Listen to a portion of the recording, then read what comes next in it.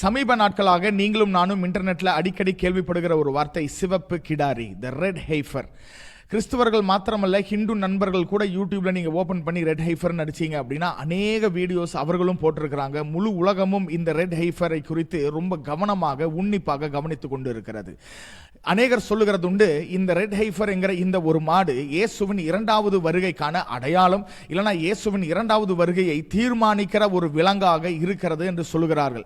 இந்த மாட்டை, இந்த சிவப்பு கிடாரியை பலி செலுத்தினால் மூன்றாவது உலக யுத்தம் ஆரம்பிக்கும், வேதத்தில் எழுதப்பட்டிருக்கிற அர்மகெதோன் யுத்தம் ஆரம்பிக்கும், அதன் நிமித்தமாய் இயேசுவின் வருகை மிக சமீபமாய் இருக்கும் என்பதை, இந்த இயேசுவின் இரண்டாவது வருகையை இந்த சிவப்பு கிடாரியோடு ஒப்பிட்டு பேசுகிற அநேக காரியங்களும் நீங்களும் நானும் கேள்விப்பட்டிருக்கலாம். அப்போ நமக்கு ஒரு கேள்வி, ஒரு மாடு எப்படி இயேசுவின் இரண்டாவது வருகையை தீர்மானிக்கும்? இதை குறித்து இயேசு அவருடைய வார்த்தையில் இல்ல அவருடைய வசனத்தில், அவருடைய தீர்க்க தரிசனத்தில் ஏதாவது சொல்லி இருக்கிறாரா?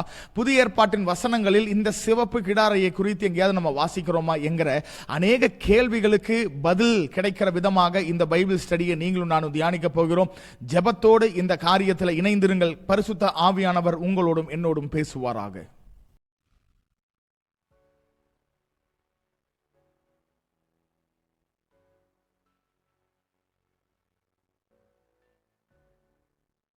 ஒரு சின்ன சிவப்பு கலர் மாடு எப்படி இவ்வளோ பெரிய ஒரு யுத்தத்தை கொண்டு வருவதற்கு அது காரணமாக இருக்க முடியும்? இயேசுவின் இரண்டாவது வருகைக்கான ஒரு முக்கியமான தொடக்க புள்ளியாக இந்த ஒரு சின்ன மாடு எப்படி இருக்க முடியும் என்று சொல்லி நாம் புரிந்து கொள்ள வேண்டும் என்றால், அதற்கு முதலாவது என்னாகமம் 19வது அதிகாரத்தையும், ஆசரிப்பு கூடாரத்தையும், தேவாலயத்தையும், கடைசியாக நம்முடைய மேசியாவையும் கொஞ்சம் ஒப்பிட்டு கனெக்ட் பண்ணி பார்த்தால் மாத்திரமே இந்த காரியம் நமக்கு புரியும். முதலாவது, இந்த சிவப்பு கிடாரி என்றால் என்ன? ஒரு சிவப்பு கலர் மாடு, ரெட் கலர்ல இருக்கிற ஒரு மாடு தான் சிவப்பு கிடாரி. என்னாகமம் 19வது அதிகாரத்தில் ஆண்டவர் ஒரு சட்டத்தை சொல்லுகிறார். அந்த காலத்தில் எந்த யூதனும் அவர்கள் நினைத்த நேரத்தில், நினைத்த பிரகாரம் அவர்கள் தேவாலயத்துக்குள்ளேயோ இல்லைனா ஆசரிப்பு கூடாரத்துக்குள்ளேயோ என்டர் ஆக முடியாது, போக முடியாது. அவர்கள் ஏதாவது அசுத்தமான காரியத்தை செய்திருந்தால், உதாரணத்திற்கு மோசேவுடைய சட்டம் சொல்லுகிறது, ஒரு இறந்த சவத்தை, ஒரு டெட் பாடியை தொட்டுட்டு நம்ம எங்க போக முடியாதுன்னா தேவாலயத்துக்குள்ள போக முடியாது. அப்போ நம்மை பரிசுத்தப்படுத்த வேண்டும், நம்மை சுத்திகரிக்க வேண்டும். எப்படி சுத்திகரிப்பது? இந்த ரெட் ஹெய்ஃபர் என்கிற இந்த சிவப்பு கிடாரியின் ரத்தத்தை ஒரு சில காரியங்கள் எல்லாம் அந்த பிரதான ஆசாரியன் செய்ததற்கு பிறகு அவன் அந்த யூதர்கள் மேல தெளிப்பான். தெளித்ததற்கு பிறகு அவர்கள் பரிசுத்தமானதுக்கு பிறகு, இல்லனா அவர்கள் சுத்தமானதுக்கு பிறகுதான் they can enter either the tabernacle or the temple. அப்ப எந்த சிவப்பு கலர் மாட்டையும் நம்ம எடுத்து நம்ம பலி செலுத்தி அந்த ரத்தத்தை நம்ம தெளிச்சிடலாமா அப்படின்னா இல்லை. அதற்கு தேவன் ஒரு எலிஜிபிலிட்டியை வச்சிருக்கிறார். என்ன எலிஜிபிலிட்டி? முதலாவது, அது முற்றிலுமாய் சிவப்பாய் இருக்க வேண்டும். ஒரு முடி, 2 முடி கூட முழு சரீரத்தில் வெள்ளையாகவோ கருப்பாக இருக்கக்கூடாது.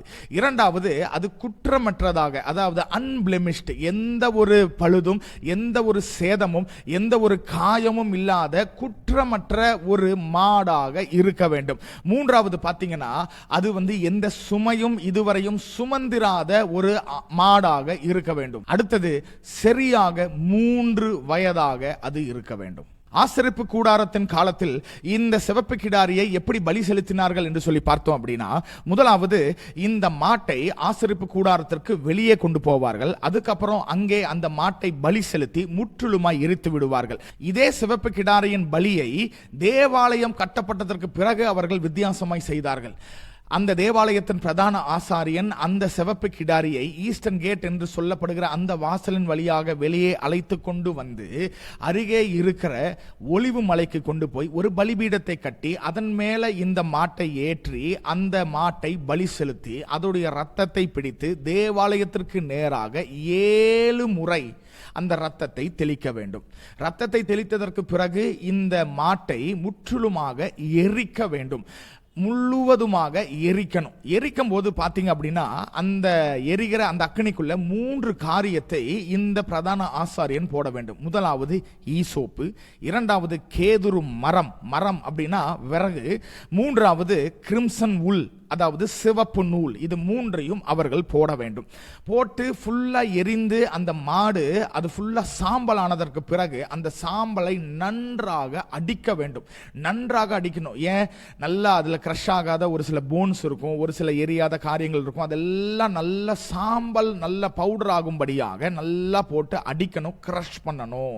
அதற்கு பிறகு அந்த சாம்பலை மீண்டும் தேவாலயத்திற்கு கொண்டு வந்து அங்கே இருக்கிற தண்ணீரோடு மிக்ஸ் பண்ணி யாரெல்லாம் அசுத்தமாய் தேவாலயத்துக்குள்ள வர முடியாம இருக்கிறார்களோ அவர்கள் மேல இந்த சாம்பல் கலந்த தண்ணீரை அவர்கள் தெளிக்க வேண்டும். இதனால் ஈசோப்பை கொண்டு தெளிக்க வேண்டும்.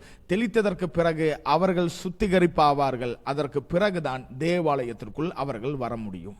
யூதர்களுடைய சரித்திரத்தின் பிரகாரம் மோசேவின் காலத்திலிருந்து கிபி 70, அதாவது ரோமர்களால் இந்த தேவாலயம் இடிக்கப்பட்டதன் வரைக்கும் 9 சிவப்பு கிடாரிகள் பலி செலுத்தப்பட்டிருக்கிறது. இன்றைக்கு இருக்கிற யூதர்களுடைய நம்பிக்கை என்ன? 10வது ஒரு சிவப்பு கிடாரியை நாம் கரெக்டா வேதத்தின் பிரகாரம் கண்டுபிடிச்சு அதை நாம் பலி செலுத்திட்டோம் அப்படின்னா பழைய ஏற்பாட்டில் நமக்கு வாக்குத்தத்தமாய் சொல்லப்பட்டிருக்கிற மேசியா நம்மை காப்பாற்றும்படி வருவார் என்று சொல்லி இப்பொழுதும் மேசியாவின் முதல் வருகைக்காக இவர்கள் இந்த சிவப்பு கிடாரியை ரொம்ப வள வீசி உலகம் முழுவதிலும் இப்படிப்பட்ட ஒரு மாடு கிடைச்சிராதா என்று சொல்லி தேடி கொண்டிருக்கிறார்கள். ஆனால் இயேசுவின் ரத்தத்தினால் கழுவப்பட்ட இயேசுவை விசுவாசிக்கிற கிறிஸ்துவர்களாகிய உங்களுக்கும் எனக்கும் தெரியும், இந்த சிவப்பு கிடாரியை இவர்கள் பலி செலுத்தினால் மேசியாவாகிய இயேசுவின் முதலாவது வருகை அல்ல, 2வது வருகை இருக்க போகிறது. இந்த மேசியா ஏற்கனவே 2000 ஆண்டுகளுக்கு முன்பதாய் வந்துட்டாரு. ஆனால் இப்பொழுது இந்த சிவப்பு கிடாரியை இந்த யூதர்கள் எப்படியோ கண்டுபிடிச்சு பலி செலுத்திட்டாங்கன்னா that is not going to be the first coming, that is going to be the second coming of Jesus Christ. இதுக்கு முன்னாடியே பார்த்தோம், அந்த சிவப்பு கிடாரி ஒலிவு மலைக்கு போக வேண்டும். இயேசு தான் சிலுவையில் அறையப்படுவதற்கு முந்தின நாள் இரவில் அவர் என்ன பண்ணுகிறார்? எருசலேமில் இருக்கிற ஒலிவு மலைக்கு போய் அவர் அங்கே ஜெபித்தார் என்பதை நீங்களும் நானும் அறிந்திருக்கிறோம். எப்படி சிவப்பு கிடாரியை இந்த பிரதான ஆசாரியன் தேவாலயத்திலிருந்து வெளியே கொண்டு வந்து ஒலிவ மலைக்கு கொண்டு வருவாரோ அதே போல பிரதான ஆசாரியனாய் இருக்கிற நம்முடைய இயேசு கிறிஸ்து தானாகவே சிவப்பு கிடாரியாய் இருக்கிறேன் என்பதை அறிந்தவராக அவரே தானாக முன் வந்து ஒலிவு மலையில் போய் இந்த தீர்க்க தரிசனத்தை நிறைவேற்றி இருக்கிறார். அடுத்தது, அந்த வெட்டப்பட்ட அந்த சிவப்பு கிடாரியின் ரத்தம் 7 முறை சிந்தப்பட வேண்டும், இல்லைனா தெளிக்கப்பட வேண்டும். அதே போல நம்முடைய ஆண்டவராகிய இயேசு கிறிஸ்துவின் ரத்தம் இந்த பூமியில் 7 முறை சிந்தப்பட்டிருக்கிறது. முதலாவது கெத்சமனே தோட்டத்தில் ரத்தம் வேர்வை துளிகளாய் உளுந்த பொழுது, 2வது சாட்டையால் அடி வாங்கின பொழுது, 3வது முற்கிரீடம் வைக்கும் பொழுது, 4வது வேத வல்லுநர்கள் சொல்லுகிறார்கள் அவருக்கு இன்டர்னல் ப்ளீடிங், சரீரத்துக்குள்ள ப்ளீடிங் ஆனது, 5வது அவருடைய கரங்களில் ஆணிகள் பாய்ந்த போது, 6வது கால்களில் ஆணி பாய்ந்த போது, 7வது அந்த போர் வீரன் இயேசுவின் விழாவில் குத்தின பொழுது ரத்தமும் தண்ணீரும் கலந்து வந்தது என்று சொல்லி நம்ம வாசிக்கிறோம். அப்ப எப்படி ஒரு சிவப்பு கிடாரியின் ரத்தம் 7 முறை சிந்தப்படுமோ அதே போல நமக்காக பலியான நம்முடைய ஆண்டவராகிய இயேசு கிறிஸ்துவின் ரத்தமும் இந்த பூமியில 7 முறை சரியாக சிந்தப்பட்டிருக்கிறது என்பதை இது நமக்கு காண்பிக்கிறது. அடுத்தது, பாளையத்திற்கு வெளியே கொண்டு போய் தான் பலி செலுத்த வேண்டும். தேவாலயம் கட்டினதற்கு பிறகு தேவாலயத்திற்கு வெளியே கொண்டு போய் அந்த ஒலிவு மலையில் தான் பலி செலுத்த வேண்டும். அதே போலதான் இயேசுவும் பார்த்தீங்க அப்படின்னா தேவாலயத்திற்கு வெளியே போய் பலி செலுத்தப்பட்டார் என்பதை எபிரேயரின் புஸ்தகம் 13வது அதிகாரம் 11-12 வசனங்கள்ல நாம் மிக தெளிவாக நாம் வாசிக்கிறோம். இந்த ரெட் ஹைஃபர் என்கிற இந்த மாட்டுடைய சாம்பல் யார் மேல் தெளிக்கப்படுகிறதோ அவர்கள் சுத்திகரிக்கப்படுவார்கள். and that is temporary, தற்காலிகமானது. ஆனால் இயேசுவின் ரத்தம் யார் மேல தெளிக்கப்படுகிறதோ அவர்கள் பரிசுத்தமாக்கப்படுகிறார்கள், அவர்கள் நீதிமான்கள் ஆக்கப்படுகிறார்கள். and that is not temporary, that is permanent. அது நிரந்தரமான ஒரு ஆசீர்வாதம். இந்த சிவப்பு கிடாரியின் சாம்பல் தேவாலயத்திற்குள்ள போவதற்கு தான் அனுமதி கொடுக்கிறது. ஆனால் இந்த குற்றமற்ற நம்முடைய ஆண்டவராகிய இயேசுவின் ரத்தம் நம்மேல் தெளிக்கப்பட்டால் தேவாலயத்திற்குள்ள போகும்படியாய் அல்ல, பரலோகத்திற்குள்ள போகும்படியாகவே அது நம்மை நீதிமான்கள் ஆக்குகிறது என்பதை நீங்களும் நானும் அறிந்திருக்கிறோம். இப்ப இந்த சிவப்பு கிடாரி எப்படி இயேசுவின் 2வது வருகைக்கான தொடக்க புள்ளியாய் இருக்கிறது என்று சொல்லி சொல்லி நாம் புரிந்து கொள்ளணும் அப்படின்னா, இந்த கிபி 70வது ஆண்டுல இந்த தேவாலயம் ரோமர்களால் இடிக்கப்பட்டதற்கு பிறகு யூதர்கள் தங்களுடைய சொந்த தேசமாகிய இஸ்ரவேலில் இருந்து முழு உலகத்திற்கும் சிதறடிக்கப்பட்டார்கள், அகதிகளாய் இருந்தார்கள். எத்தனை ஆண்டுகள் தெரியுமா? 2000 ஆண்டுகள். ஆனால் ஆண்டவர் பழைய ஏற்பாட்டில் தீர்க்கதரிசியின் மூலமாக உலர்ந்த எலும்புகள் மீண்டும் சதையாய் வந்து பெரிய ஒரு சேனையாய் எழும்பும் என்கிற அந்த தீர்க்க தரிசனத்தின் நிறைவேறுதலாக 2000 ஆண்டுகளுக்கு பிறகு இஸ்ரவேல் தேசம் மீண்டும் துளிர்த்தது. அந்த தேசம் மீண்டும் உருவானது. 1948வது ஆண்டு மே மாதம் 14ஆம் தேதி நடந்திராத, நடக்கவே நடக்காது, நடக்க வாய்ப்பில்லை என்று சொல்லி எல்லாருனாலும் நம்பப்பட்ட ஒரு காரியம் தேவனால் சாத்தியமானது.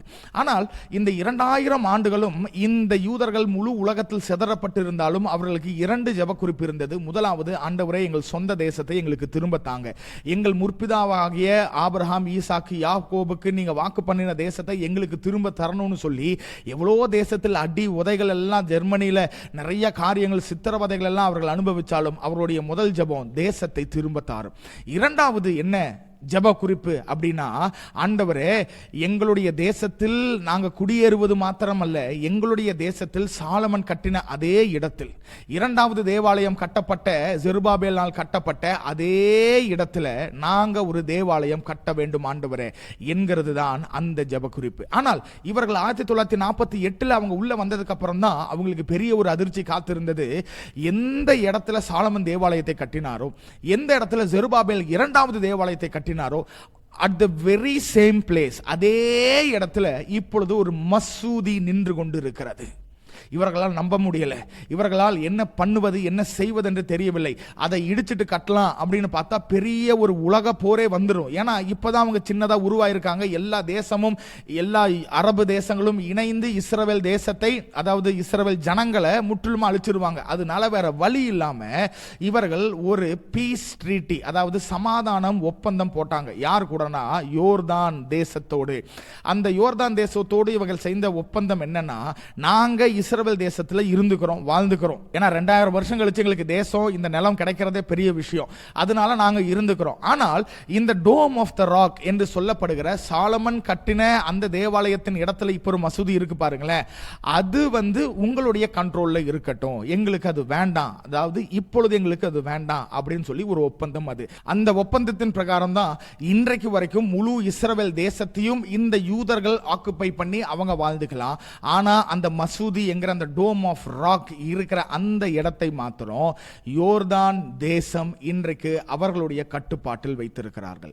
ஆனால் இது அப்படியே அவர்கள் விட்டுவிட்டார்களா அப்படின்னா இல்ல. இஸ்ரவேல் தேசத்தில் டெம்பிள் இன்ஸ்டிடியூட் அப்படிங்கிற ஒரு ஆர்கனைசேஷன், ஒரு அமைப்பை அவர்கள் உண்டாக்கினார்கள். அந்த டெம்பிள் இன்ஸ்டிடியூட்டோடைய வேலை என்னன்னா, மூன்றாவது தேவாலயத்தை எப்படி கட்டுவது, அதற்கான வேதத்தில் உள்ள காரியங்கள் என்ன, சட்டத்திட்டங்கள் என்ன, அதற்கான ஆயத்த பணிகள் என்ன என்று சொல்லி ரொம்ப சீக்கிரட்டாக ஒரு சில காரியங்கள் வெளிப்படையா சொல்லுவாங்க. ஆனா நிறைய காரியம் ரொம்ப சீக்கிரட்டா அவங்க பண்ணிட்டு இருக்காங்க. நீங்க கூகுள் பண்ணி பார்த்தா உங்களுக்கு தெரியும், the Temple Institute. அப்ப இந்த டெம்பிள் இன்ஸ்டிடியூட் எல்லாத்தையும் ஆயத்தப்படுத்திட்டாங்க. அப்பொழுதுதான் அவங்க கண்டுபிடிக்கிறாங்க, என்னாகமம் 19வது அதிகாரத்துல இந்த சிவப்பு கிடாரியை குறித்து. அந்த சிவப்பு கிடாரி இருந்தா தான் இந்த டோம் ஆஃப் த ராக் மசூதி இருக்கிற இடத்துக்கு நேராக ஒலிவு மலையிலிருந்து அவர்கள் ரத்தத்தை தெளித்து அவர்கள் அந்த இடத்தை பரிசுத்தப்படுத்த முடியும். இந்த யூதர்கள் எல்லாரும் எங்க போக முடியும்? இந்த டோம் ஆஃப் த ராக் இருக்கிற இந்த தேவாலயம் இருக்க வேண்டிய, கட்டப்பட வேண்டிய இடத்திற்கு நாங்கள் பரிசுத்தமாகி எங்களுடைய பாவங்கள், காரியங்கள், அசுத்தங்கள் எல்லாம் நீங்கி நாங்கள் உள்ள போக வேண்டும். அதுக்கு பிறகு நாங்கள் தேவாலயத்தை கட்டுவோம் சொல்லி எல்லாமே இப்போ 99% ஆயத்தமாய் இருக்கிறது. தேவையானது ஒன்று மாத்திரம்தான், வேதம் சொல்லுகிற காரியத்தின்படி ஒரு சிவப்பு கிடாரி. அது மாத்திரம் கிடைச்சிருச்சுன்னா இந்த இஸ்ரவேல் ஜனங்கள் அதை பலி செலுத்துவார்கள். பலி செலுத்தினதற்கு பிறகு அந்த டோம் ஆஃப் த ராக் இடிக்கப்படும், மசூதி இடிக்கப்படும். இடிக்கப்பட்டதற்கு பிறகு ஒரு சில நாட்களிலேயே மூன்றாவது தேவாலயம் கட்டப்படும். உலகத்தில் மூன்றாவது உலக போர் ஆரம்பமாகும். வேதத்தில் எழுதப்பட்டிருக்கிற அர்மகதான் யுத்தம் ஆரம்பமாகும். இதெல்லாம் நடப்பதற்கு முன்பதாகவே சபையை, தன்னுடைய மனவாட்டியாகிய சபையை இயேசு கிறிஸ்து பரலோகத்திற்கு ரகசிய வருகையில் எடுத்துக்கொண்டு போவார். So this is the connection between the red heifer and the second coming of Jesus. இந்த ஒரு சாதாரண மாடு இவ்வளோ பெரிய காரியத்தை செய்வதற்கு காரணம் இதுதான். ஆனால் சாதாரண மாடு என்று சொல்லுகிறோம். ஆனால் இந்த மாடை இவர்கள் கண்டுபிடித்து, இந்த கிடாரியை கண்டுபிடித்து அவங்க பலி செலுத்திட்டாங்கன்னா இந்த உலகத்தின் முடிவு ஆரம்பம் ஆகிவிடும் என்பதை இந்த காரியங்கள் நமக்கு மிக தெளிவாக சொல்லுகிறது. அதனால தான் இன்னைக்கு இன்டர்நெட் முழுவதும் பார்த்தீங்கன்னா உலகம் முழுவதும் பரபரப்பாக, கிடைச்சிருச்சா, சிவப்பு கிடாரி கிடைச்சிருச்சா, பலி செலுத்த போறாங்களா, அதுக்குண்டான ஆயத்தம் ஆய்கொண்டு இருக்கிறதா என்று சொல்லி எல்லாருக்கும் இந்த தீர்க்க தரிசனம், இந்த காரியம் புரிந்ததுனால தான் இன்றைக்கு எல்லாரும் ஒரு பெரிய ஒரு பயத்தில், ஒரு அச்சத்தில், மூன்றாவது உலகப்போர் வந்துருமோ, ஒரு முடிவு வந்துருமோ என்கிற ஒரு பயத்தில் இருக்கிறார்கள். ஆனால் கிறிஸ்துவர்களாகிய நீங்களும் நானும் இந்த முடிவுக்காக தான் காத்திருக்கிறோம். இந்த ஒரு காரியம் நடக்க வேண்டும் என்பதற்காக தான் நீங்களும் நானும் அவருடைய வருகையை எதிர்பார்த்து காத்திருக்கிறோம். ஒருவேளை இல்லையா, இதை பத்தி எங்களுக்கு எந்த ஒரு அறிவும் இல்லை, எந்த ஒரு அண்டர்ஸ்டாண்டிங்கும் இத்தனை இல்லை, இந்த உலகத்தில் சம்பாதிக்கணும், இந்த உலகத்தில் வாழணும், இந்த உலகத்தில் நாங்கள் நீடிய காலமாய் அப்படியே நன்றாக வாழணும் அப்படின்னு நினச்சிங்கன்னா அது நமக்கு உண்டான தேவ திட்டம் அல்ல. தேவ திட்டம் உங்களை குறித்து, என்னை குறித்து, கர்த்தர் உங்களையும் என்னையும் ரட்சித்ததற்கான காரணம் என்ன தெரியுமா? இந்த உலகம் அழிக்கப்படும், இந்த உலகத்திலிருந்து நீங்களும் நானும் எடுத்துக்கொள்ளப்படுவோம், ஆண்டவருடைய ராஜ்யத்தில் சதா காலங்களும் நித்தியமாய் அவரோடு வாழும்படியாக கர்த்தர் உங்களையும் என்னையும் தெரிந்து கொண்டிருக்கிறார். அதனால கர்த்தருக்கு பிரியமில்லாத காரியங்கள், பாவங்கள், அசுத்தங்கள், கர்த்தர் இருக்கிற காரியங்கள், கர்த்தர் உங்களோடு பேசுகிற காரியங்கள் எல்லாவற்றையும் அதன்படியே நீங்கள் கீழ்ப்படிந்து விட வேண்டியவைகளை விட்டு பிடிக்க வேண்டியவைகளை பிடித்து கர்த்தருடைய வருகைக்கென்று நீங்களும் உங்கள் குடும்பமும் நம்முடைய சபைகளும் ஆயத்தமாகும்படியாக இந்த கடைசி காலத்தில் நீங்களும் நானும் ஜாக்கிரதை உள்ளவர்களாய் இருப்போமாக. காலம் செல்லாது, வசனம் சொல்லுகிற பிரகாரம் இனியும் காலம் செல்லாது. ஆல்ரெடி 2000 ஆண்டுகள் கர்த்தர் காத்திருக்கிறார். ஆனால் இந்த இஸ்ரவேல் தேசம் ஒரு சிவப்பு கிடாரி ஒண்ணு கிடைச்சிச்சுனா போதும், அவர்கள் பலி செலுத்துவார்கள். அதற்கு பிறகு யுத்தங்கள் ஆரம்பிக்கும். அதுக்கு பிறகு உடனே இயேசுவின் 2வது வருகை இருக்கும். அதுல நீங்களும் நானும் கைவிடப்பட்டால் நம்முடைய நிலைமை ரொம்ப பரிதாபத்திற்குரியதாக இருக்கும். அதனால இன்றைக்கே நம்மை அர்ப்பணித்து பாவத்தை, காரியங்களை, கர்த்தருக்கு பிரியமில்லாதவைகளை எல்லாம் விட்டு பரிசுத்தமாகுவோம். கர்த்தருடைய வருகைக்கென்று ஆயத்தமாவோம். நிச்சயமாய் கர்த்தருடைய வருகையில் நீங்களும் நானும் போகும்படியாய் கர்த்தர் கிருபை செய்வாராக. அதற்கு உண்டான ஆயத்த பணிகளை நீங்களும் நானும் செய்வதற்கு கர்த்தர் கிருபை தருவாராக. நிச்சயமா இந்த சிவப்பு கிடாரியை குறித்தும் இயேசுவின் 2வது வருகைக்கான இந்த ஒரு தொடக்க புள்ளி இந்த காரியத்திலிருந்து எப்படி இருக்கிறது என்பதை குறித்தும் வேதத்திலிருந்து பரிசுத்த ஆவியானவர் உங்களோடும் என்னோடும் பேசி இருக்கிறார் என்பதை நான் விசுவாசிக்கிறேன். உங்களுக்கு பிரயோஜனமாக இருந்திருக்கும் என்று நான் நம்புகிறேன். கர்த்தருக்கு சித்தமானால் வேற ஒரு பைபிள் ஸ்டடியில் நம்ம திருப்பி இணையலாம். God bless you. Praise the Lord.